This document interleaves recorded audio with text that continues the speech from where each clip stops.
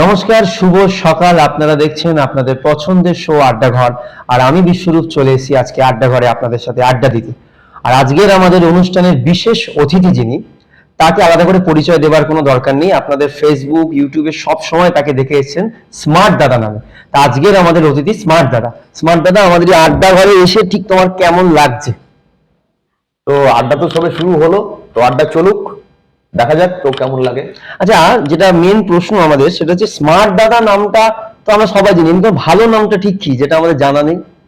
আমার অ্যাকচুয়ালি নাম হচ্ছে অর্ণব মিশ্র। আচ্ছা। তো আমার যে ফেসবুক পেজ অথবা যে ইউটিউব চ্যানেল আছে, ওটা রিশান রেহান নামে। আচ্ছা। ফেসবুক পেজ অথবা ইউটিউব চ্যানেল। হুম। তো RISHAAN আচ্ছা। রিশান রেহান হচ্ছে আমার পেজ এবং চ্যানেল। আচ্ছা। আর আমার নাম হচ্ছে অর্ণব মিশ্র, যদিও এই নাম কোথাও ততটা হ্যাঁ, পরিচিত আমরা নয়। বেসিক্যালি কেউই জানি না। হ্যাঁ, তো স্মার্ট দাদা নামটা এসে গেছে এবং স্মার্ট দাদা নামটাই চলছে। তো বলো। আমাদের এই অনুষ্ঠানে আমরা তোমায় কিছু কোয়েশ্চেন করবো দাদা। সেই কোয়েশ্চেন গুলোকে তোমাকে খুব খোলামেলা উত্তর দিতে হবে। আচ্ছা। তা তুমি প্রস্তুত? মানে আমি প্রশ্ন তোমাকে শুরু করতে পারি? হ্যাঁ, করো। আচ্ছা, তো প্রথম প্রশ্ন হচ্ছে আমার, যে নিজের নাম বাদ দিয়ে স্মার্ট দাদা নামে যে তোমার ইউটিউব চ্যানেল বা ফেসবুক পেজ বা বিভিন্ন সোশ্যাল মিডিয়া, তোমাকে আমরা স্মার্ট দাদা নামেই চিনি। না, আমার চ্যানেলের নাম তো বললাম রিশান রেহান। মানে আমরা বেসিক্যালি চ্যানেলের নাম কিন্তু আমার স্মার্ট দাদা না, আমার নাম স্মার্ট দাদা হয়ে গেছে। মানে এই স্মার্ট দাদা মানে কি করে হলো? মানে এই নামটা কি তোমার নিজে থেকে দেওয়া না দর্শকের দেওয়া? না, দর্শকেরও দেওয়া নয়, আমারও দেওয়া নয়। আগেও একটা ইন্টারভিউতে আমি বলেছিলাম। তো এই নামটার পেছনে স্মার্ট দিদি নন্দিনীর কিছুটা ভূমিকা রয়েছে। তো প্রথম যখন আমি নন্দিনীর সাথে মিট করতে গেছিলাম ওর দোকানে বা ওর কাছে, তো সেদিন আমাকে বলেছিল যে স্মার্ট দিদির সামনে একদম স্মার্ট দাদা চলে এসেছে। আচ্ছা। এবং সেই থেকে সেই দিন সারাদিন আমার সঙ্গে নন্দিনী সারাদিন ঘোরাঘুরি করেছে এবং অনেক ভিডিও আমরা বানিয়েছি। তো ওখানে ও বারবার স্মার্ট দাদা বলতে বলতে এবং স্মার্ট দিদির সাথে আজকে স্মার্ট দাদা এইভাবে বলতে বলতে স্মার্ট দাদা নামটা ছড়িয়ে গেছে। অ্যাকচুয়ালি কিন্তু স্মার্ট দাদা নামটা আমাদের স্মার্ট দিদি নন্দিনী দিয়েছে বলা যেতে পারে। আচ্ছা। সেই থেকে তারপরে ভাইরাল ট্রেন্ড গার্ল শ্রেয়া চলে আসে এবং সে এসে স্মার্ট দাদাকে ফোন করে কল করে এবং তারপরে বাকি ঘটনাটা ফেসবুকে দেখা যায়। তো সেই থেকে স্মার্ট দাদা নামটা ছড়িয়ে গেছে, যেটা আমারও দেওয়া নয়, দর্শকেরও দেওয়া না, অ্যাকচুয়ালি বলতে পারো স্মার্ট দিদি নন্দিনীর দেওয়া নাম। তো দেওয়া ঠিক নাম না, মানে ও বলেছিল স্মার্ট দাদা, সেটা ডেকেছিল, সেই নাম ডেকেছিল, সেই নামটাই ধারাবাহিকতা হিসেবে ধারাবাহিকতা চলছে। পরবর্তীকালে শ্রেয়া রায়, আমাদের ভাইরাল ট্রেন্ড গার্ল শ্রেয়া, ওই নামটাকে আর একটু বাড়িয়েছে। আচ্ছা। কারণ ওর ভিডিও থেকে শ্রেয়া রায় আমাকে ফোন করে ডাকে, স্মার্ট দাদাকে ফোন করে ডাকলো এবং তারপর কেটিএম এ চড়ে ঘুরলো ইত্যাদি। তো এই ঘটনাগুলো ফেসবুকে ব্যাপক ভিউ পেয়েছে বা ব্যাপক ছড়িয়েছে। তো ওই কারণে সেখান থেকেই স্মার্ট দাদা নামটা চলে এসেছে। নামটা আমারও দেওয়া না, পাবলিকেরও দেওয়া না। তোমার মনে হয় স্মার্ট দাদা নামটার সাথে তুমি জাস্টিফাই, মানে নামটা তোমার সাথে প্রপার ভাবে যায়? সেটা তো আমি বলতে পারবো না, আর সেটা দর্শকরা কতটা বলতে পারবে সেটাও জানি না। কারণ যাদের কমেন্টের উপর ভরসা করবো আমরা, তাদের কমেন্ট যে কতটা মানে চিন্তা ভাবনার ফল আর কতটা কমেন্ট করার অ্যাডিকশন থেকে কমেন্ট করা, সেটা বোঝা যায় না। কারণ কখনো এই ধরনের কমেন্ট দেখে তোমার মন খারাপ বা তোমার খারাপ লাগা জন্ম নেয় না, যে আমাকে লোক এইরকম কমেন্ট, নেগেটিভ কমেন্ট করছে, এটা খারাপ লাগে না? অ্যাকচুয়ালি আমি বেশিরভাগ সময় কমেন্ট গুলো পড়ার সময় পাই না, কারণ ইদানিং অনেক কমেন্ট আসছে, এত পড়ি না। আর বেশিরভাগ কমেন্ট একই টাইপের হয়। আর কিছু স্পেসিফিক মানুষই করে নাকি, মানে মানুষের না, সেগুলো ঠিক জানি না। আমি এত ডিটেইলসে কমেন্ট গুলোর প্রতি ইন্টারেস্টেড নই। আমি কমেন্টের সংখ্যাটা দেখি, যে একটা পেজে মানে একটা পোস্টে কতটা রিঅ্যাকশন পড়লো। সেটা হাহা হতে পারে, লাইক হতে পারে, লাভ হতে পারে, অ্যাংরি হতে পারে, স্যাড হতে পারে। টোটাল মিলিয়ে যতগুলো রিঅ্যাকশন পড়লো, টোটাল রিঅ্যাকশনের সংখ্যাটা আমি দেখি এবং টোটাল কমেন্টের সংখ্যাটা আমি দেখি, শেয়ারের সংখ্যাটা আমি দেখি। তাতে অন্তত আমি আমার পোস্টের কতটা এনগেজমেন্ট সে সম্বন্ধে কিছুটা ধারণা করি। অ্যাকচুয়ালি সোশ্যাল মিডিয়ার যে ব্যাপার, যেটা আমরা এতদিন ধরে দেখছি, সোশ্যাল মিডিয়ায় আমি কাজ করি সেই ধারণাটা না হয় নাই বা কাজে লাগালাম। সোশ্যাল মিডিয়ার একজন সাধারণ ভিউয়ার্স হিসেবে যেটুকু দেখেছি, তাতে এটুকু বুঝেছি যে সোশ্যাল মিডিয়ায় বিভিন্ন রকম অ্যাডিকশন কাজ করে। সেটা হচ্ছে কারো ক্ষেত্রে পোস্ট করার অ্যাডিকশন, প্রতিদিন পোস্ট না দিতে পারলে তার মাথা খারাপ হয়ে যায়।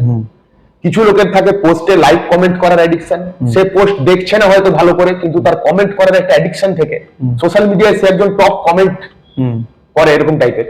ও দিনরাত কিন্তু ফেসবুক নিয়ে বসে আছে, লোকের পোস্টে কমেন্ট করছে। আচ্ছা। ওর কমেন্টটা পোস্টের সঙ্গে হয়তো অনেক ক্ষেত্রে রিলেশন কিছু নেই, অনেক ক্ষেত্রে সে পোস্টের সঙ্গে রিলেশন নেই, পোস্টে অন্য গল্প, অন্য ভিডিও, কমেন্ট করছে সম্পূর্ণ একটা আলাদা সেন্টেন্স।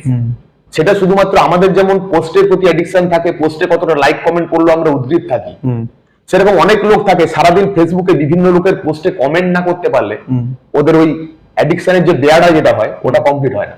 আর বেসিক্যালি আমি যে তোমার ইউটিউবে, এই ইউটিউব বা সোশ্যাল মিডিয়াতে এই জার্নিটা ঠিক কবে থেকে শুরু, মানে তোমার শুরুটা ঠিক কিভাবে?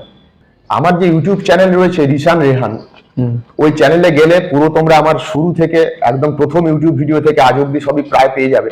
তবে ইদানিং আমি একটু ফেসবুকে বেশি ব্যস্ত থাকি, কারণ ইউটিউবে থেকে ফেসবুক এখন বেশি জনপ্রিয় বলা যেতে পারে।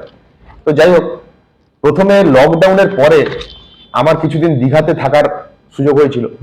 তো ওখানে দীঘায় থেকে তখন লকডাউন পিরিয়ডের পরে বা অথবা লকডাউন পিরিয়ডে শেষ দিকটায় অথবা আফটার লকডাউন দীঘা ট্যুর এবং দীঘা ট্যুর সংক্রান্ত সেই সময় কিছু কোভিড রেস্ট্রিকশন চালু হয়েছিল, যে দীঘা বেড়াতে যেতে গেলে আফটার লকডাউন কি কি রেস্ট্রিকশন ফলো করতে হবে বা কি কি সেফটি মেজার্স নিতে হবে ইত্যাদি। তো এইসব বিভিন্ন টপিক নিয়ে আমি ভিডিও করা শুরু করি, যেহেতু সেই সময়টা আমি দীঘায় ছিলাম এবং দীঘায় টুরিস্ট আসা প্রায় বন্ধই ছিল করোনার পরে আফটার লকডাউন বা জাস্ট লকডাউন পিরিয়ডের এন্ডিংটায়। তো সেই সময় টুরিস্টরা দীঘায় বেড়াতে আসতে চাইতো এবং সবাই, দীঘাও তো সবার কাছে প্রিয় জায়গা। যাই হোক, তো ওই কারণে আমি দীঘায় কিছুদিন যেহেতু ছিলাম, ওখানে আমি ওই after lockdown, Digha tour after lockdown এই টপিকের ওপর আমি ভিডিও বানানো শুরু করি। এবং সেই সময় করোনার সময় কি কি রেস্ট্রিকশন ফলো করে টুরিস্টদের দীঘা আসতে হতো অথবা কি কি ফলো করতে হতো সেসব ব্যাপারে ডিটেলস আমার ভিডিওতে থাকতো। এবং এইভাবে এগোতে থাকে। তারপর আস্তে আস্তে রেস্ট্রিকশন উঠতে থাকে, ধীরে ধীরে নতুন রেস্ট্রিকশন আসে, তারপর সেগুলো উঠতে থাকে, এরকম নানা চেঞ্জেস আসতে থাকে। সেই চেঞ্জেস গুলোকে আমি পরপর আমার এপিসোড গুলোতে ধরতে থাকি। আচ্ছা। এবং তারপর এক সময় লকডাউন উঠে যায় এবং দীঘা পর্যটকদের কাছে খুলে যায়। তারপরে অনেক পর্যটক এসে দীঘায় এনজয় করতে থাকে, সেগুলোকেও আমার ভিডিওতে আমি তুলে ধরতে থাকি। আমি দীঘার সমুদ্রের জলে প্রায় কোমর জল অব্দি নেমে প্রতিদিন আমার ওই আইফোনটা নিয়ে টুরিস্টরা চান করতে করতে তাদের এক্সাইটমেন্ট, তাদের ভাইব আমি তুলতাম তাদের একদম কাছ থেকে। এরকম টানা 1-2 বছর আমি দীঘার সমুদ্রের জলে ডেলি নেমেছি। আমার আগে আইফোন 11 প্রো ম্যাক্স ছিল, ওটা সমুদ্রের জলে 5 বার মতন পড়েছে আমার হাত থেকে, তাও ঠিক আছে মোটামুটি। এখন আমি 15 প্রো ম্যাক্স ইউজ করি। তো যাই হোক, তো এইভাবে আমার দীঘার সমুদ্রে নেমে সমুদ্রের ঢেউ ভাঙতে ভাঙতে আমার ভিডিও করা শুরু। এবং সেখান থেকে তারপরে সবকিছু সমাধান হয়ে যায় এবং আমি কলকাতায় ফিরে আসি, লকডাউন পিরিয়ড কমপ্লিট। তারপর কলকাতায় ফিরে আসার পর তারপরে ভাইরাল ভুবন বাদ্যকর, তারপরে ভাইরাল হিরো আলম, ভাইরাল রানু মণ্ডল, এইভাবে সমস্ত ভাইরাল ব্যক্তিত্বের সঙ্গে আমার যোগাযোগ হয় এবং তাদেরকে আমি আমার ভিডিওতে ইনভাইট করি এবং ওনারাও স্বতঃস্ফূর্তভাবে আমার সাথে কোলাবোরেশনে অনেক কাজ করেছেন। এমনকি ভাইরাল ভুবন বাদ্যকর আমার সাথে দীঘাও গেছেন প্রথম যখন উনি ভাইরাল মানুষরাই তোমার কন্টেন্টে পার্টিসিপেট করাও কেন? মানে এটার কি আলাদা কিছু তোমার নিজস্ব ভিউয়ারশিপ ক্রিয়েট করার জন্য নাকি নিজেকে আরো বেশি ফেমাস করার জন্য? না, অ্যাকচুয়ালি আমি শুরু করেছিলাম দীঘার লকডাউন পিরিয়ডের পরে দীঘার ভিডিও নিয়ে, সেখান থেকে আমার শুরু। তখন কিন্তু কোনো ভাইরাল মানুষ ছিল না এবং তখন ওই দীঘার মানে নিউজ টাইপের ভিডিও আমি করতাম, আপডেট ভিডিও, যেগুলো আমার চ্যানেলে গেলে আপনারা দেখতে পাবেন। তখনকার দিনে দীঘার ওই টাইপের ভিডিও আজ অব্দি কেউ বানায়নি বলে আমার বিশ্বাস। এবং দীঘায় টুরিস্টদের যে ইচ্ছা, সমুদ্রের জলে ওরা চান করছে কোমর জলে নেমে, তো এরকম একটা নতুন ধরনের কন্টেন্ট বানাচ্ছিলে, হট করে ট্র্যাকটা চেঞ্জ হয়ে গেল। হট করে ট্র্যাকটা চেঞ্জ হলো বলতে, ট্র্যাক কিন্তু চেঞ্জ হয়নি। ট্র্যাক ছিল, তখন আমি দীঘাতেই ছিলাম। ওই সময় ভুবন বাদ্যকর বাদাম কাকু ভাইরাল হয়, সেই সময় আমি ওনাকে দীঘাতে ইনভাইট করি। মানে ওই দীঘার ভিডিও রিলেটেড, যেহেতু ভাইরাল ভুবন বাদ্যকরকে নিয়ে আমি দেখি তখন সবাই ভিডিও করছে, সমস্ত ইউটিউবার কেন, সাধারণ লোক কেন, সবাই ভুবন বাদ্যকরকে নিয়ে ভিডিও করছে, এটা আমার চোখে পড়ে। তো সেই কারণে আমারও উৎসাহ আছে যে একজন ভাইরাল মানুষ, তো ওনাকে আমার ভিডিওতেও যদি আনা যায়। তো এই হিসেবে ভাইরাল ভুবন বাদ্যকরকে দিয়ে আমার যাত্রা শুরু হয় ভাইরাল মানুষদের হাত ধরা। তারপর সেখান থেকে ভুবন বাদ্যকর দীঘায় এসে আমাদের সাথে 3-4 দিন থেকে উনি ভিডিও বানান। তারপরে উনি ফিরে যাওয়ার পরে ভাইরাল রানু মণ্ডল দীঘাতে আসেন আমার ইনভাইটে। রানু মণ্ডল এবং তার টিম দীঘায় এসে কয়েকদিন থেকে আমাদের সঙ্গে খুব ভালো ভালো ভিডিও বানিয়েছে, যেগুলো আমার চ্যানেলে রয়েছে। সেগুলো তখন অত ভিউ পায়নি, যেহেতু তখন আমার চ্যানেলে অত রিচ ছিল না বা ফেসবুক পেজে অত রিচ ছিল না, কারণ তখন আমার সবে স্টার্টিং। তো এইভাবে সেই ভাইরাল মানুষদের হাত ধরা শুরু হলো। এটা অনেকটা বলা যেতে পারে না সাকসেসের শর্টকাট হয়ে গেল, যে আমি ভাইরাল লোকেদেরই নিলাম যাতে তার একটা নিজস্ব ভিউয়ার্স আছে, সেই ভিউয়ার্সটা না আমার উপর কনভার্ট হয়। অ্যাকচুয়ালি শর্টকাট না, এটা একটা কন্টেন্টের, এটাও এক ধরনের কন্টেন্ট। যেমন বাদাম কাকু যখন ভাইরাল হলো, তাকে নিয়ে অনেক ইউটিউবাররা ভিডিও বানায়, তাহলে সবাই কি একই ইন্টেনশন? অ্যাকচুয়ালি ভাইরাল লোকেদের নিলে সেই সময় ভিউ পাবো, এই হিসেবে আমি ভিডিও বানিয়েছি। সবাই তাই বানায়। সেইভাবে আস্তে আস্তে ভাইরাল রানু মণ্ডলের কাছে আমার ভিডিও বানাই, তারপরে ভাইরাল হিরো আলম, ইত্যাদি করতে করতে তারপর ভাইরাল সিঙ্গার মিলন কুমার, উনি ভাইরাল হওয়ার পরে ওনাকে আমার বাড়িতে কলকাতা ইনভাইট করি, উনি আমার বাড়িতে আসেন এবং তারপরে অনেকদিন আজ অব্দি ওনার সঙ্গে আমার ভালো রিলেশন রয়েছে। উনি তারপরে কলকাতায় অন্তত 10 বার আমার কাছে এসেছেন এবং এসে প্রচুর ভিডিও বানিয়েছেন ভাইরাল মিলন কুমার। তারপরে ভাইরাল হিরো আলম, উনি শুধু আমার জন্যই বাংলাদেশ থেকে ফ্লাইট ধরে কলকাতায় এসেছেন এবং আমাদের বাড়িতে এসে অনেক সময় কাটিয়ে খাওয়া দাওয়া করে আমাদের সঙ্গে ভিডিও বানিয়ে উনি বাড়ি গেছেন। এইভাবে আমি ভাইরাল মানুষদের সাথে ভিডিও বানানো শুরু করি। তখন কিন্তু এই যে বললে শর্টকাট, তখন কিন্তু আমি শর্টকাট সেটা আমার হয়নি, কারণ তখন আমি সাকসেস, আমাদের মানে সাকসেস বলে তোমরা এখন যেটাকে বলছো, মানে যে চ্যানেলের একটু রিচ বেড়েছে বা পেজের একটু রিচ বেড়েছে, 10টা লোক দেখছে, তো এই ঘটনাটা তখন শুরু হয়নি। তখন ওই ভাইরাল লোকেদের নিয়ে আমি ভিডিও করেছি, কিন্তু ওই শর্টকাট তখন ওটা শর্টকাট হিসেবে ইউজ হয়নি, যেহেতু কারণ ওই ভিউ আমি তখন পাইনি। সত্যি কথা বলতে কি, তারপর আমার কিছু মিউজিক ভিডিও শুরু হয়, আমার একটা শর্ট ফিল্ম হয় এবং আরো কিছু ছোট ছোট প্রজেক্ট আমার কাছে আসতে থাকে এবং একের পর এক মিউজিক ভিডিও আমার আসতে থাকে। সেখানে মিউজিক ভিডিও চলাকালীন যে সমস্ত ফিমেল অ্যাক্ট্রেসদের সঙ্গে আমার যোগাযোগ হয়, তারা আমার সাথে কিছু রিলস বানায় এবং আমরা শুটিং এর ফাঁকে ফাঁকে কিছু বিহাইন্ড দ্য সিনস ইত্যাদি বানাই। সেগুলো আস্তে আস্তে জনপ্রিয় হতে থাকে, আস্তে আস্তে আমার পেজে রিচ বাড়তে থাকে। মানে বাই প্রফেশন কি তোমার অভিনয়টা খুব ইচ্ছে ছিল, মানে অভিনয় করার একটা শখ ছিল তোমার মধ্যে? না, অভিনয় কিছু না, আমি তো সামান্য একজন ইউটিউবার হতে চেয়েছিলাম, স্মার্ট দাদা হতে চাইনি। ছোট ইউটিউবার, আমাকে জাস্ট রাস্তাঘাটের লোকে দেখলে যেন এটুকু ভাবতে হবে যে ওই ছেলেটার ভিডিও এটা দেখি তো মাঝে মাঝে ফেসবুকে, আচ্ছা, এটুকুই আমার ইচ্ছে ছিল। আচ্ছা, ওই দেখে স্মার্ট দাদা বা সবার চেনা বা সবার একটা এই জায়গায় পৌঁছানোর পর সমাজ লোকেদের একটা হিংসে যে স্মার্ট দাদা যদি সব করে না তো সিঙ্গেল ছেলেরা কি করবে, তো সিঙ্গেল ছেলেদেরও স্মার্ট দাদা হওয়ার চেষ্টা করতে হবে। সেটাই তো, আমি তো সিঙ্গেল ছেলেই ছিলাম।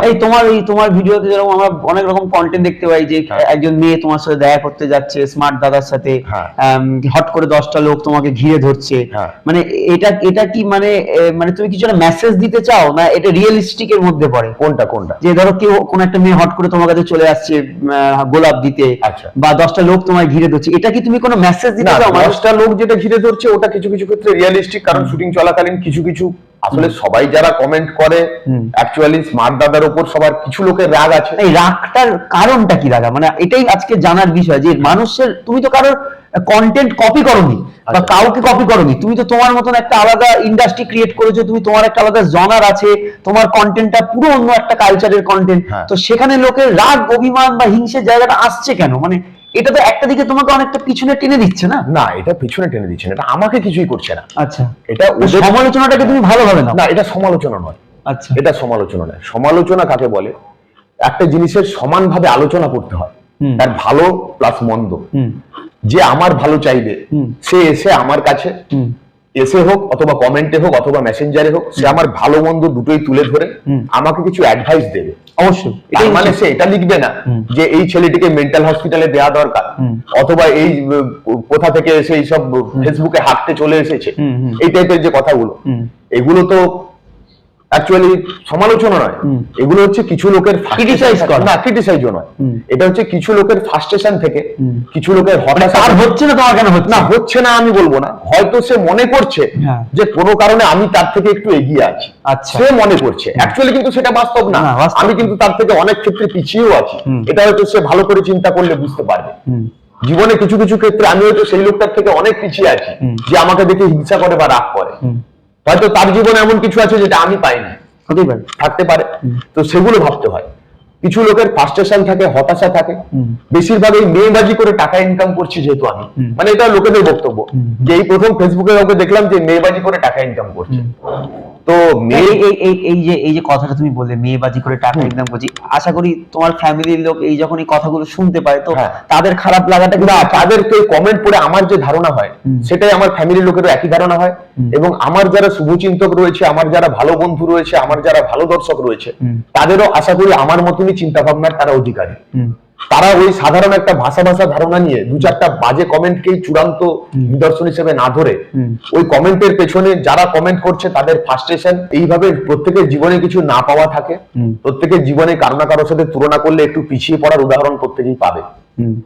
তো সেই হিসেবে আমার মতে ওই যারা ফালতু কমেন্ট করে নিজেদের সময় নষ্ট করছে অথবা নিজেদের ক্ষোভগুলো উগরে দিচ্ছে, তাদের প্রতি একটাই ছোট্ট অ্যাডভাইস থাকবে, তারা ওই কমেন্ট করে সময় নষ্ট না করে আমার ভিডিও দেখে তারা অন্তত যদি স্মার্ট দাদা হওয়ার চেষ্টাটুকুও করে, অন্তত জামার বোতামটা খোলা রেখে, গলায় একটা চেন পরে, ছাত্রীদের মতো চুলটা কাট করে, একটা ছেঁড়া প্যান্ট পরে, মানে তুমি এটা আমি কমেন্টের ভাষাগুলো ইউজ করছি যাতে তোমাদের ইন্টারভিউটা ভালো লাগে শুনতে, ঠিক আছে? ওভাবে ছেঁড়া প্যান্ট পরে, মাথার চুলে দুটো দাগ দিয়ে ওরাও স্মার্ট দাদা হতে পারে। তাহলে তাদের কিন্তু আর লোকের ভিডিওতে কমেন্ট করার ইচ্ছে হবে, তারা তখন মেয়েবাজি করতে ব্যস্ত থাকবে, তারা তখন মেয়েদেরকে কেটিএমে চড়িয়ে ঘুরতে ব্যস্ত থাকবে, আর কয়েকজন হতাশ, ডিসঅ্যাপয়েন্টেড, ফার্স্ট্রেটেড লোক তাদের পিছনে কমেন্ট করতে থাকবে। সেই জন্য নিজেকে হতাশাগ্রস্ত লোককে পরিণত না করে হতাশা থেকে উঠে এসে তোমরাও একটু স্মার্টনেস বাড়াও এবং আস্তে আস্তে তোমরাও স্মার্ট দাদা হতে পারবে বলে আমার বিশ্বাস। কারণ প্রচন্ড সুন্দর একটা উত্তর, যে প্রশ্নটা আমরা বহুদিন ধরে ভেবেছিলাম করব, এবং সোশ্যাল মিডিয়াতে দাদার যত ভিডিও আছে বহু মানুষ এরকম ভুলভাল কমেন্ট করে, তো আমি মনে হয় আজকে তুমি তাদের একটা সঠিক জবাব দিলে। না, আমি তাদেরকে জবাব দিতে চাই না, কারণ আমি এটাকে খুব ইমোশনালি ব্যাপারটাকে নিই, কারণ আমিও জানি মানুষের ফ্রাস্ট্রেশন আসে, কাউকে দেখে কারো হতাশা হতে পারে, আমার ক্ষেত্রেও হয়তো কোনো ক্ষেত্রে হয়, সেক্ষেত্রে আমারও লোককে কমেন্ট করতে ইচ্ছে হয়। আচ্ছা, কেউ একটা ভালো কাজ করছে দেখলে আমারও হয়তো যদি হতাশায় থাকতাম তাহলে আমারও ওর পিছনে একটু বাজে কথা দুটো শুনিয়ে দিয়ে নিজের হতাশাটা একটু ঝেড়ে ফেলতাম, কিন্তু ওটা না করে আমি ওই সময় চেষ্টা করি দেখি না আমি ওর মতো একটু করে পারি কিনা, তাহলে ও যেটা করছে বলে আমার মনে হচ্ছে, ওর যে কাজটা দেখে আমি হিংসা করছি ওই কাজটা আমি একটু চেষ্টা করি না, আমার কিছু তো কঠিন কাজ না, তাহলে বোঝা যাবে। ওরা তো দর্শকরা তো ভাবে যে মেয়ে ভাড়া করে ভিডিও করা, তো বলে যে আমারও টাকা থাকলে আমিও করতে পারতাম, তো ইজি ম্যাটার ফর দেম, তো তারা চেষ্টা করুক, টাকা তো সবারই আছে, তো টাকা দিয়ে মেয়ে ভাড়া করে কেটিএমে চাপাক না, তাই তো হয়, তাহলে আমার পিছনে কমেন্ট করতে হয় না। টাকা নেই তা তো না, দুনিয়া সবাই গরিব, একা স্মার্ট দাদার টাকা আছে তা তো না, প্রত্যেক দর্শকের টাকা আছে, তারা মোবাইলে বলে যে আমরা নেট ভর্তি করলাম, কি স্মার্ট দাদার টাকা দেখতে এসেছি, তো দেখতে হবে না, তোমরা সেই টাকাটা দিয়ে মেয়ে ভাড়া করে তোমরা স্মার্ট দাদা হয়ে যাও। আচ্ছা দাদা, তোমার নামের সাথে একটা কন্ট্রোভার্সি কিছুদিন আগে খুব জড়িয়ে গেছিল, ভাইরাল নন্দিনী দিকে নিয়ে। আমি জানি না তুমি অ্যান্সার দেবে কিনা, তো আমরা দেখছিলাম ভাইরাল নন্দিনী হিসেবে তোমার অনেকগুলো কন্টেন্ট মাঝখানে তুমি সোশ্যাল মিডিয়াতে দিচ্ছিলে, তো সেখানে একটা কন্টেন্টে দেখা যাচ্ছিল কিছু ঝামেলা হচ্ছিল, আই থিঙ্ক ওনার ওই একটা দোকান নিয়ে, নতুন দোকানে তোমার শ্যাম্পেনের বোতল খোলা নিয়ে একটা খুব কন্ট্রোভার্সি হয়েছিল, এবং সেটা নিয়ে পরে তোমার এক্সপ্লেনেশন ভিডিও ছিল, বাট ক্লিয়ার ছিল না মানে কনসেপ্টটা কি হয়েছিল, মানে কনসেপ্ট অ্যাকচুয়ালি ঝামেলা কিছুই হয়নি। আচ্ছা, কারণ নন্দিনীর সাথে আমার ঝামেলার সম্পর্ক নয়, আমি ওর দোকানে শ্যাম্পেনের বোতল নিয়ে ঢুকিয়েও নি, ওটা ছিল বার্থডে শ্যাম্পেন, যেটা তোমরা জানো ফ্রুট শ্যাম্পেন, বাচ্চাদের বার্থডেতে যেটা খেলনা শ্যাম্পেন ওড়ানো হয় জাস্ট একটা ভিডিও করার জন্য, ওটা আমাদের ওখানে কিছু ব্লগাররা উপস্থিত ছিল, ওরা সবাই মিলে অ্যারেঞ্জ করেছিলাম আমরা ব্যাপারটা, তো আমরা গেছিলাম লাইভে একটু শ্যাম্পেনটা ওড়ানো হবে, ওই জন্য একটা ফ্রুট শ্যাম্পেন আমরা 300 কি 400 টাকা দিয়ে ওই কেকের দোকান থেকে এনেছিলাম, বার্থডে কেক যেখান থেকে পাওয়া যায়। তো যাই হোক, ওটা নন্দিনী প্রথমে বোঝেনি, সেই সময় একটু ও বলেছে, কিন্তু কোনো কথা কাটাকাটি বা কোনো ঝামেলা হয়নি, যেটাকে বাইরে থেকে আমাদের একটা, ধরুন আমাদের এখানে শুট হচ্ছে, শুটের আগে আমি তো আধ ঘন্টা আগে আপনাদের কাছে এসেছি, আরো শুট শেষ হওয়ার পরেও আধ ঘন্টা হয়তো থাকবো, চাটা খেয়ে আড্ডা মেরে তারপরে যাবো, সেই সময়টা তো শুটের মধ্যে ইনক্লুড নয়, সেই সময় তুমি আমাকে দুটো কথা বলবে, তোমার সঙ্গে আমার দীর্ঘদিনের বন্ধুত্ব, দীর্ঘদিনের চেনা, তো সেই ভাই হিসেবে বন্ধু হিসেবে তুমি আমাকে শুটিং এর আগে দুটো কথা বলবে যে না ভাই এখানে সিগারেট খাও না, এখন তো সেটা শুটিং এর মধ্যে ইনভলভ নয়, তো সেটাকে আমি তুলে ধরে অ্যাঙ্কার বিশ্বরূপটা রেগে গেল স্মার্ট দাদার উপরে, ইট ইজ নট রিয়াল, ঠিক আছে? এটা শুটিং এর বাইরে আমাদের নিজস্ব কিছু গল্প থাকবে, মানে লোকে কন্টেন্ট বানানোর জন্য যেটা খুশি সেটা, লোকে কন্টেন্ট বানায়নি, আচ্ছা, ওটা তো দূর থেকে ভিডিও তুলে ছেড়ে দিয়েছে, ওটা ইউটিউবার না, ওটা ক্যামেরাম্যান, আচ্ছা, ওটা ক্যামেরাম্যান যারা দূর থেকে দাঁড়িয়ে ভিডিও তোলে, নিজের কোনো ইনভলভমেন্ট থাকে না, ভিডিওতে ওর মুখ দেখা যায় না, অন্তত ওর গলাও শোনা যায় না, শুধু একজন লোক রান্না করছে, আমি ধরে দাঁড়িয়ে থাকলাম ক্যামেরাটা এইভাবে, তাহলে আমি কি ইউটিউবার না ক্যামেরাম্যান? আমার সঙ্গে তো একজন ক্যামেরাম্যান থাকে, যে ক্যামেরাম্যানটার ক্যামেরা ধরে দাঁড়ায়, কিন্তু আমাকে ক্যামেরার মধ্যে গিয়ে অনেক কথা ভেবে বাড়ি থেকে যেতে হয়, ওখানে স্পটে গিয়ে অনেক কিছু বলতে হয়। তো আমি মাঝে মাঝে দেখি একটা জায়গায় একটা মহিলা রান্না করছে, কোথায় স্টেশনের ধারে হোটেল রান্না করছে, ক্যামেরা নিয়ে দাঁড়িয়ে আছে 8-10 জন ছেলে, ওকে দিয়েও বলা করিয়েছে যে স্মার্ট দাদার পেছনে বাইকে ঘুরতে কি কি লাগে, মেয়েরা টাকার লোভে চড়ছে কিনা, যদি এই কথা আমার এখানে বলা উচিত না, কারণ ওরকম ফালতু লোকেদের কথা আমার বলে লাভ নেই, এগুলো কাট করবো, বুঝলে? নেক্সট, আচ্ছা এবার একটু অন্য টপিকে যা যাক। অবশ্যই। সেটা হচ্ছে প্রতিটা মানুষের জীবনে কখনো কখনো প্রেম ভালোবাসা তো এসছে, তোমার জীবনেও হয়তো এসছে, তো সেটা নিয়ে মানে কবে এসছে, কিভাবে এসছে, এখন তার বর্তমান পরিস্থিতি কি? না, আমার জীবনের প্রেম কিভাবে এসছে, কবে এসছে, এখন তার বর্তমান পরিস্থিতি, এটা কি খুব ইম্পর্টেন্ট দর্শকের জন্য? অবশ্যই দর্শককে জানা উচিত যে স্মার্ট দাদা বর্তমানে প্রেম করছে কিনা, বা তার জীবনে প্রেম এসেছিল কিনা, এটা তো জানা উচিত। দর্শকরা এটা অনেক বেশি জানে আমার থেকে, কারণ ওরা আমার ভিডিও আমি কেন বানাই, কিভাবে বানাই, সেগুলো সব ওরা লিখে দেয়। আচ্ছা, আমি ভিডিও বানালে আমি যতটুকু না ভেবে বানিয়েছি, ওরা বুঝতে পেরে যায় যে আমি কেন বানিয়েছি। ওরকম। সুতরাং আমার ওদেরকে জ্ঞান দেওয়ার মতো ধৃষ্টতা নেই। তবে এটুকু বলতে পারি, প্রেম আগে ছিল, এখন আমার জীবনে না। যে কথায় কবিতা জন্মাতো সে কথার শিরায় শিরায় বিষ। আগে যে কথায় কবিতা জন্মাতো এখন সেই কথার শিরায় বিষ চলে এসছে। প্রেম বলতে আমরা আগে যা বুঝতাম এখন কিন্তু তারা সে মিনিং নেই। এখন প্রেম বলতে মেয়েবাজি বোঝায়। কারণ তাহলে লোকের কমেন্ট আসতো যে স্মার্ট দাদাই প্রথম ছেলে যে প্রেম করে টাকা ইনকাম করে, সেটা না লিখে লিখছে যে মেয়েবাজি করে টাকা ইনকাম করে। তার মানে প্রেমের মিনিংটা এখন মেয়েবাজিতে চলে এসছে। এর বাইরে আমার আর কিছু বলার নেই। জীবনে হয়তো যেটা বুঝতে পারছি তোমার সাথে আড্ডা দিয়ে, অনেক অনেক ঘাত প্রতিঘাত, অনেক খারাপ মুহূর্ত তোমার জীবনে ছিল, যেগুলোকে তুমি প্রতি মুহূর্তে ওভারকাম করে করে নতুন কিছু করার চিন্তা ভাবনা নিয়ে আছো। মানে এই সংঘর্ষটা কি খুব একটা সোজা তোমার কাছে, যে এই এত এত মানুষের এত কন্ট্রোভার্সির পর নিজেকে ঠিক জায়গায় রেখে নিজের কাজটাকে মন দিয়ে করা, এই সংঘর্ষটা তো আমার মনে হয় না খুব সোজা ছিল তোমার জীবনে? না, সোজা ছিল বলতে আমার তো সংঘর্ষ শেষ হয়নি, সংঘর্ষ তো সবে শুরু। এই তো আমি সংঘর্ষের মাঠে সবে নেমেছি। এতদিন তো অস্ত্র শস্ত্র গুলো সান দিচ্ছিলাম সবে, যখন আমার ভিডিওগুলোতে ভিউ আসছিল না, কম কম করে ভিউ হতো, তখন তো অস্ত্রগুলোতে সান দিচ্ছিলাম বসে বসে। এখন যুদ্ধক্ষেত্রে নেমেছি, সবে 2-4টে লোক দেখা শুরু করেছে সবে, এই তো সবে সংঘর্ষের শুরু। এরপর যুদ্ধক্ষেত্রে অনেক কিছুই হবে। তো আর এছাড়া বাজে কমেন্ট, নেগেটিভিটির হাজারো নেগেটিভিটির মধ্যে 2-1টা ভালো কমেন্ট থাকে। অথবা কেউ কেউ আবার এত ভয় পেয়ে যায় যে বাজে কমেন্টের ভিড়ে ভালো কমেন্ট করে উঠতে সাহস পায় না। হয়তো দেখা যায় ওর দুটো ভালো কমেন্ট করার ইচ্ছে আছে, সে কোনো ছেলে হতে পারে কোনো মেয়ে হতে পারে, ও বাধ্য হয়ে কমেন্ট বক্সে না এসে মেসেঞ্জারে লেখে যে দাদা ভিডিওটা ভালো লেগেছে, অথবা আপনার ভিডিওর জন্য সকাল থেকে ওয়েট করি, বা ভিডিও না দেখতে পেলে পেজ খুলে ভিডিওগুলো দেখি, বা যেদিন ভিডিও আসে না পুরোনো ভিডিওগুলো দেখি। এই যে কথাগুলো মেসেঞ্জারে আসে অথবা হোয়াটসঅ্যাপে বা ফোনে বা প্রাইভেটলি আসে, কারণ ওরা ওই হাজারো নেগেটিভিটির মধ্যে ওরা মাথা তুলে দাঁড়ানোর সাহস পায় না। কারণ 2-1টা লোক ভালো কমেন্ট লিখলে তাকে আবার ওই বাজে কমেন্ট করার লোকেরা রিপ্লাই দিয়ে দেয়, সেই জন্য তারা সাহস পায় না। তো যাই হোক, ওই হাজারো নেগেটিভিটির মধ্যে এই ছোট্ট কিছু পজিটিভিটিও আমাদের বাঁচিয়ে রাখে। আর আমি যে বললাম, সবাই তার হতাশা থেকে, ফ্রাস্ট্রেশন থেকে বাজে কমেন্ট করে। আমাকে কেউ চেনে না, স্মার্ট দাদা কোথাকার কে, হরিদাস পাল, কারো তাতে কোনো আগ্রহ নেই। শুধু আমি যেটা করে দেখাচ্ছি সেটা হয়তো অনেকে ভাবছে এটা তো বোধহয় বিশাল কিছু, আমি বোধহয় হেরে গেলাম বা আমি বোধহয় পারলাম না, সে থেকে সে দুটো বাজে কমেন্ট করে দিচ্ছে। তার মানে আমার ভিডিওটা খারাপ না, তার জীবনের গল্পটা প্যাথেটিক, তার জীবনে হতাশার গল্প আছে, তাই জন্য আমার উপর ক্ষোভ দেখাচ্ছে। তার মানে ভুলটা আমার না, অবস্থাটা তার খারাপ, ভুলটা কারো না, তার পরিস্থিতিটা খারাপ। সে যদি হতাশা থেকে কাটিয়ে ওঠে, আজকে যদি ফ্রাস্ট্রেশন কাটিয়ে কনফিডেন্টলি সে এগিয়ে যেতে পারে, তাহলে তারও লোককে বাজে কমেন্ট করে ক্ষোভ উগড়াতে হবে না, সে নিজেই ওই তু হে লাজবাব গান লাগিয়ে দিয়ে হেঁটে একটা রিল বানিয়ে দিতে পারে। কন্টেন্ট বানানোটা তো তোমার একটা কাজ বা একটা প্রফেশন, যেটাকে তুমি খুব মন দিয়ে করছো। এর বাইরে কি কিছু ভালো লাগা, কিছু হবিজ আছে যেটা মানে ইন ফিউচার করার ইচ্ছা আছে, বা করো আমরা জানি না বা আমরা জানতে পারিনি কখনো? না, ওরকম হবিস ঠিক অতটা কিছু নেই। এখন আমার প্রথম থেকে একটু সোশ্যাল মিডিয়ায় ফটো পোস্ট করা, যখন ফেসবুকে ভিডিও ব্যাপারটা আসেনি, তখন ওই ফটো পোস্টের থেকে আমার খুব আগ্রহ ছিল। আচ্ছা, ফটোটা কি করে ভালো হবে, কি করে একটু বেটার সেলফি নেবো, এইসব ট্রাই করতাম। তো প্রথম থেকে, তারপরে রিলস এসে গেল। এখন তো ফেসবুকটা টোটালি একটা প্রফেশনাল প্ল্যাটফর্ম হয়ে গেছে, ওখানে আর কেউ ফালতু পোস্ট খুব একটা কেউ করে না। ওই বিয়ে বাড়ি গেলাম কেমন সাজলাম ওগুলো এখন উঠে গেছে, বরং বিয়ে বাড়িতে গিয়ে একটা রিলস বানিয়েও পোস্ট করছে, এটাই চলে এসছে। তো সুতরাং সেভাবে আমিও করছি। তো এর বাইরে আমার একটা বিজনেস আছে, যেখান থেকে আমার ফ্যামিলি বা আমার সব খাওয়া পড়া চলে। আর ফেসবুক থেকে আমার কিছুই তেমন ইনকাম হয় না, যেটুকু ইনকাম হয় তার থেকে ডবল খরচা আমার ভিডিও বানাতে চলে যায়। সেটা আমার ভিডিও দেখলেই বোঝা যায়। ভিডিও বানাতে আমার প্রচুর খরচ হয়, যেটা আমার ফেসবুক থেকে ওঠে না।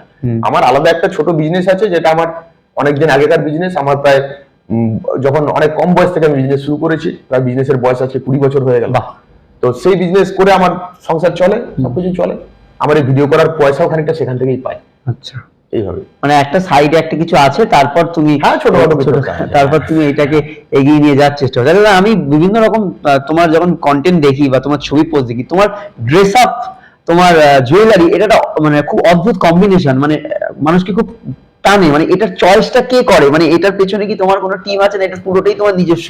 মানে এত সুন্দর একটা ড্রেস আপ বা তার একটা প্রপার মেইনটেইন জুয়েলারি, একটা শুজ, একটা সুন্দর জুতো পরো, মানে এটা কি, মানে বিশেষত্বটা কি, বোঝো কি করে যে কোনটার সাথে কোনটা তোমাকে এত ভালো লাগছে?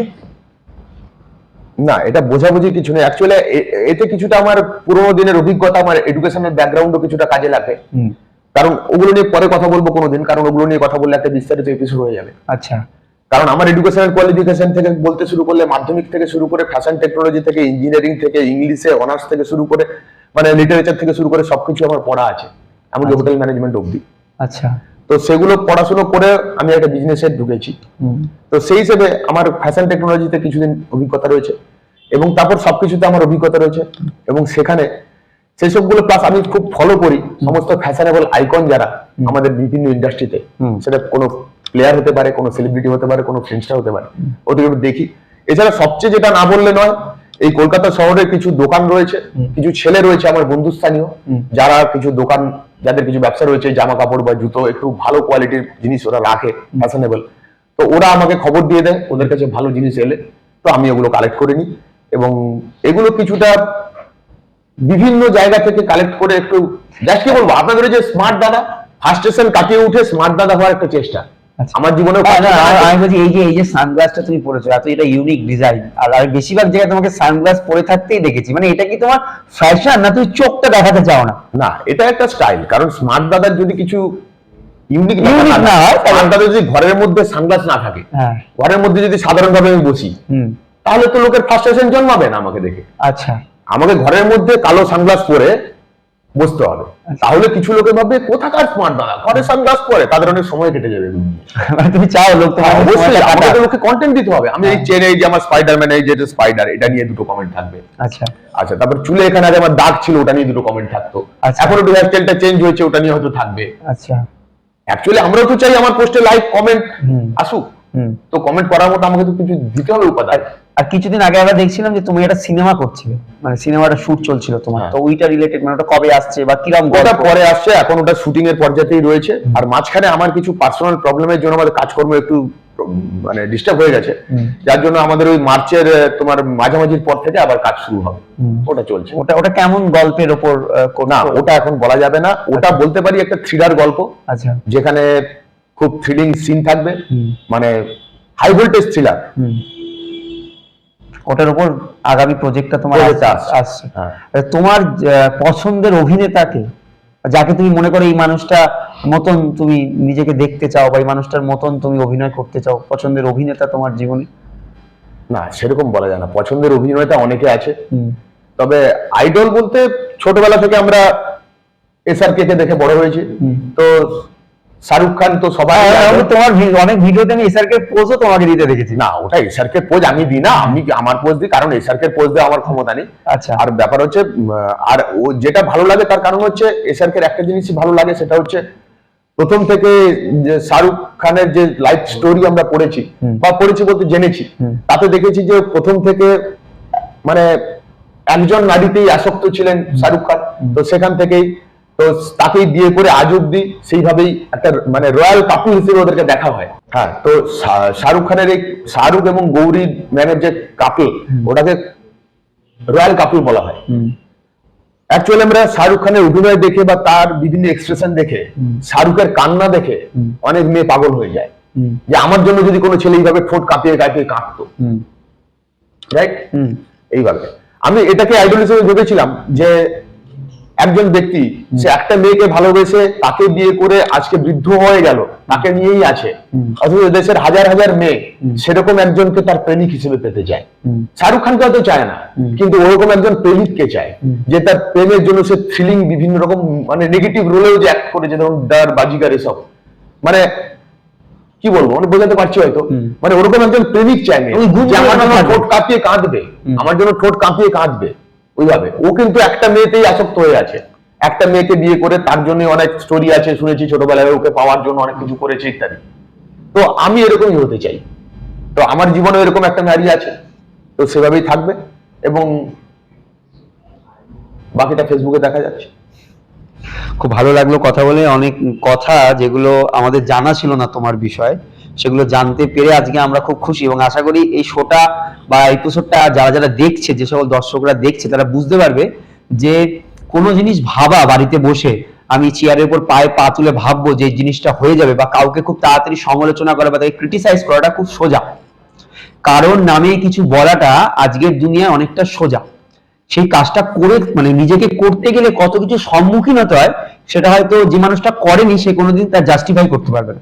আর এটা একটা সব থেকে বড় উদাহরণ আজকের আমাদের স্মার্ট দাদা, যিনি এত মানুষের এত খারাপ কথা, এখন এত নেগেটিভিটির পরও নিজেকে নিজের জায়গায় দাঁড় করে রেখেছে এবং নিজে প্রতি মুহূর্তে নিজের কাজগুলোকে করে যাচ্ছে, এবং এই বিশ্বাসের সাথে যে একদিন সে যেটা দেখাতে চায় বা সে যেটা বোঝাতে চায় সেটা আপনারা বা যারা খারাপ কমেন্ট লিখছেন তারা বুঝতে পারবে না না না না, ওনাদেরকে বোঝানোর কোনো ব্যাপার নেই, ওনারা বুঝতে পারলে প্রথম থেকেই বুঝতে পারবেন।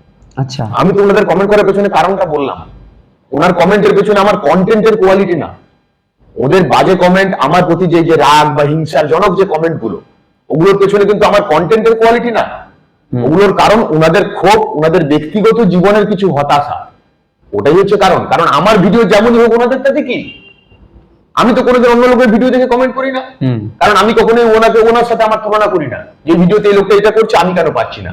আমি আমার কাজ করছি, ও ওনার কাজ করছে, আমি আমার কাজে স্যাটিসফাইড, আমি ওর সঙ্গে রিলেটেড, ও আমার থেকে ভালো কাজ করতেই পারে, ওর কোয়ালিটি আছে, করেছে।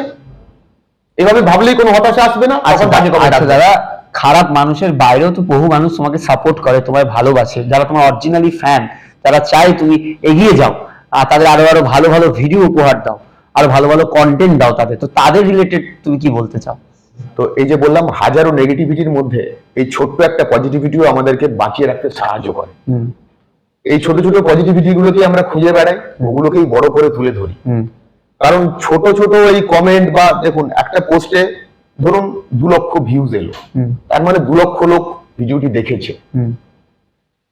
ভিডিওতে রিয়াকশন এলো 5000, তার মানে 5000 লোক রিয়াকশন দিয়েছে।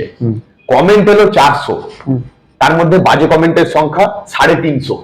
যেহেতু আমাদের যা দেখছি বাজে কমেন্টের সংখ্যাই বেশি, বাজে কমেন্টের সংখ্যা 350, তাহলে 2 লক্ষ ভিউজ এর মধ্যে 350 বাজে কমেন্ট, বাকি লোকেরা কোথায় গেল?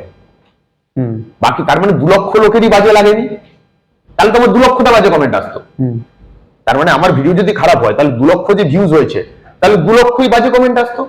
তাহলে 2 লক্ষ বাজে কমেন্ট আসে, 350 বাজে কমেন্ট এলো কেন?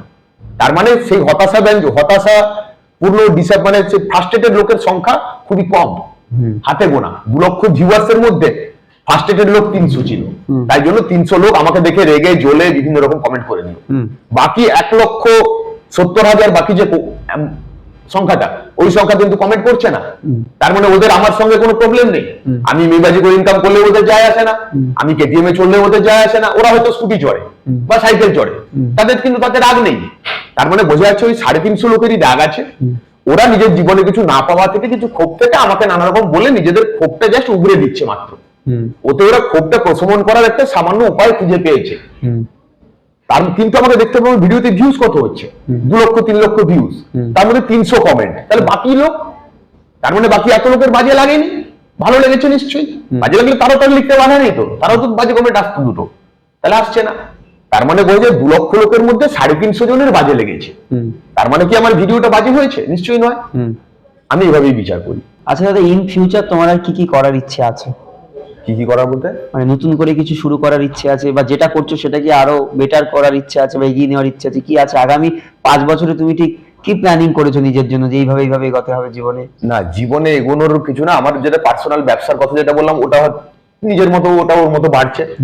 আর এই ভিডিও বা ফেসবুক ইউটিউবের যে ওয়ার্ল্ড, সেই ওয়ার্ল্ডে বলতে পারো আমি এখন যেটুকু স্মার্ট আছি, 5 বছর পর আরেকটু বেশি স্মার্ট হতে চাই। এইটুকু, মানে আরেকটু যাতে আরো 300টা বাজে কমেন্ট আসছে, যাতে তখন 2 লক্ষ ভিউজের মধ্যে অন্তত 2000 বাজে কমেন্ট থাকে, তাহলে বুঝবো যে আমার কাজ অনেককে হতাশায় ফেলে দিয়েছে। ঠিক আছে, অনেকে হিংসা হচ্ছে আমায় দেখে, তো এটাই চাই। ঠিক আছে, আরো বেশি স্মার্ট হতে চাই। আমরা আজকের আড্ডার একদম শেষ মুহূর্তে এসে দাঁড়িয়ে আছি।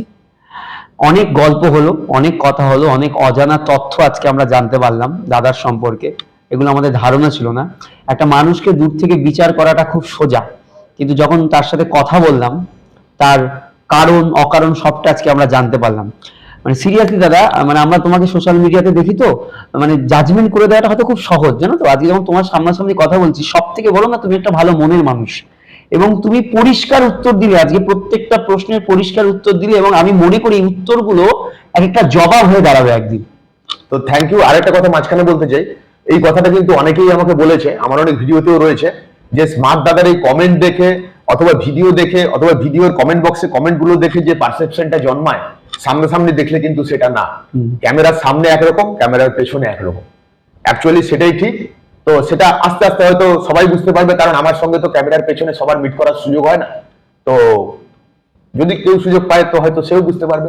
না, আমরা চাই মানে আমরা এটা চাই যে মানুষ তোমাকে বুঝুক আরো, এবং আজকের এই এপিসোডটা মানুষ দেখার পর হয়তো বহু মানুষের ভাবনা চিন্তার পরিবর্তন হবে। কারণ আমি চাই এই মানুষটাকে সাপোর্ট করুন, সিরিয়াসলি এই দাদাকে সাপোর্ট করুন, বিকজ দাদা অরিজিনালি জীবন যুদ্ধের বাইরে গিয়ে কিছু একটা করার চেষ্টা করছে। আর এত তাড়াতাড়ি না মানে কিছু দেখে তার বিচার করে ফেলবেন না, সেটাকে বোঝার চেষ্টা করুন। সাপোর্ট আমি ঠিক চাইছি না, সাপোর্ট দরকার নেই। আমি এটুকু চাই যে আমাকে দেখে হিংসা না করে তুমিও চেষ্টা করো, তুমিও পারবে। আমার থেকে বেশি কোয়ালিটি তোমারও আছে, সবকিছু বেশি বেশি তোমারও আছে, তোমরাও পারবে, মানে দর্শক সবাই পারবে। সেই জন্য আমাকে দেখে হিংসা না করে ওই সময়টা নিজের চেষ্টার পেছনে দাও, তুমি আমার থেকে বেশি স্মার্ট হতে পারবে। সিরিয়াসলি। আর দর্শকদের জন্য কি কিছু বলতে চাও, তো কোনো মেসেজ? হ্যাঁ, দর্শকদের মেসেজ এটুকুই যে আপনারা দেখতে থাকুন, আর সাপোর্ট করার দরকার নেই, শুধু নিজের কাজটুকু করুন। ভিডিও দেখে ভিডিওটা বুঝে কমেন্ট করুন, অথবা আপনার কমেন্টটা যাতে আমার কাজে লাগে সেইভাবে করুন। শুধু ভিডিওটা একরকম আপনার সকালে হাগা হলো কিনা ওটি সেটা আমার জানার দরকার নেই। তো কমেন্টে আপনি আমার ভিডিওটা কেমন হলো যদি বলেন, তো আমি আর পরের একটু আপনার কথাটা শুনে একটু বেটার ভিডিও দিতে পারি, হয়তো আপনারই ভালো লাগবে সেটা। তো সেটাই, আপনার ভালোর জন্য আপনি একটু ভালো কমেন্ট করুন, যাতে সেটা পড়ে আমার ভিডিওটা একটু বেটারমেন্ট আসে। ধন্যবাদ দাদা আমাদের অনুষ্ঠানে আসার জন্য, তোমার মূল্যবান সময় থেকে আমাদের সময় দেওয়ার জন্য, এবং আশা করি আজকের আড্ডা ঘরটা তোমার ভালো লাগলো। আমাদেরকেও ধন্যবাদ, এরকম একজন চরম আনস্মার্ট লোককে স্মার্ট দাদা নাম দিয়ে এখানে এসে বসানোর জন্য। তো এবং এতক্ষণ ধরে আমার কথাগুলোকে সহ্য করার জন্য তোমাদেরকে অনেক ধন্যবাদ। ভালো থাকো ভাই। দাদা আজকে আমাদের এই আড্ডা ঘরের পক্ষ থেকে তোমার জন্য কিছু গিফট আছে। অবশ্যই। এটা ধন্যবাদ। আর দাদা এই ইন্ডাস্ট্রির তরফ থেকে একটা 50% ডিসকাউন্ট ভাউচার, যে কোনো সময় তুমি চলে যেও। ওকে, থ্যাংক ইউ। ধন্যবাদ দাদা, আবার দেখা হবে কোনো একদিন, কোনো এক শোতে আড্ডা ঘরে। আবার হয়তো তোমাকে ডাকবো, আবার হয়তো তোমার মনের অনেক কথা আমরা শুনবো। আর আমরা চাই, আর আমাদের দর্শকরাও চায়, তুমি আগামী জীবনে আরো আরো আরো ভালো ভালো কন্টেন্ট বানাও, আরো এগিয়ে যাও। এটাই আমাদের তোমার প্রতি আশা থাকলো, ভালোবাসা থাকলো। আপনারাও আসতে পারেন আমাদের আড্ডা ঘরে, স্ক্রিনে দেওয়া এই নাম্বারে যোগাযোগ করে, এবং আপনিও আপনার জীবনের অনেক গল্প আমাদের সাথে শেয়ার করতে পারেন। আশা করি আজকে আমাদের এই অনুষ্ঠানটি আপনাদের ভালো লেগেছে। আবার দেখা হবে অন্য কোনো পর্বে। আর আজকের অনুষ্ঠানটা কেমন লাগলো এটা জানাতে ভুলবেন না কমেন্ট বক্সে। আর লাইক করুন, শেয়ার করুন, সাবস্ক্রাইব করুন, এবং আমাদের আরো আরো আরো অনেক ভালোবাসা দিন, যাতে আমরা আপনাদের আরো আরো আরো অনেক ভালো ভালো কন্টেন্ট উপহার দিতে পারি। নমস্কার, ভালো থাকবেন, সুস্থ থাকবেন। আবার দেখা হবে অন্য কোনো একটা এপিসোডে।